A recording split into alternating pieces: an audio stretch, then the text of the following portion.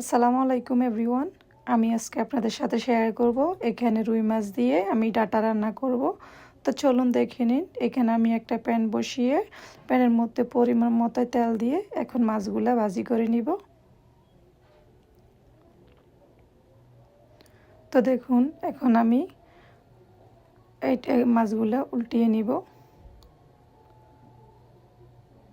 এখন মাছগুলা রেডি। আমি পরিমাণ মতো ওই তেলগুলা দিয়ে পেঁয়াজ, কাঁচামরিচ, টমেটো কুচা দিয়ে একসাথে এখানে আমি 2 স্পুন পরিমাণ রসুন দিয়ে, হাফ স্পুন পরিমাণ মরিচের গুঁড়া, 1 স্পুন পরিমাণ লবণ, হাফ স্পুন পরিমাণ হলুদ দিয়ে এখন ভালোভাবে মিক্স করে নিব।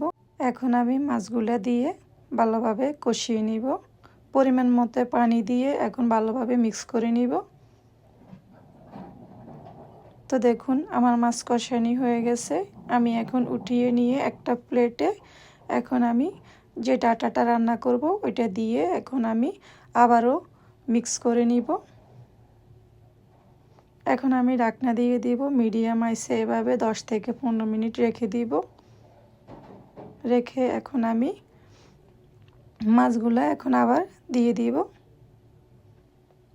এখন আমি পরিমাণ মতো রান্না করার জন্য পানি দিয়ে দিব।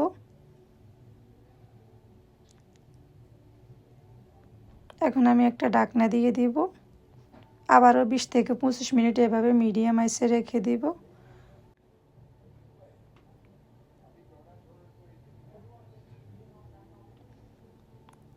তো দেখুন এখানে প্রায় রেডি হয়ে আসছে। এখন আমি যে ধনিয়া পাতাগুলো ব্যবহার করব সবজির সাথে ওগুলো দিয়ে আমি এখন মিক্স করে নিব। আবারও ঢাকনা দিয়ে এখন আমি বাগার দিব রসুন পেঁয়াজ দিয়ে। এখানে আমি একটা প্যানে তেল দিয়ে পেঁয়াজ রসুন একসাথে দিয়ে এখন ভালোভাবে নেড়ে ছেড়ে দিব।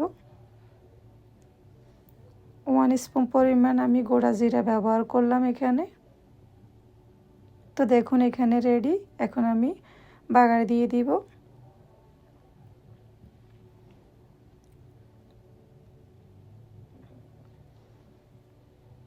এখন রেডি। ভালো লেগে থাকলে লাইক কমেন্ট শেয়ার করে দিবেন।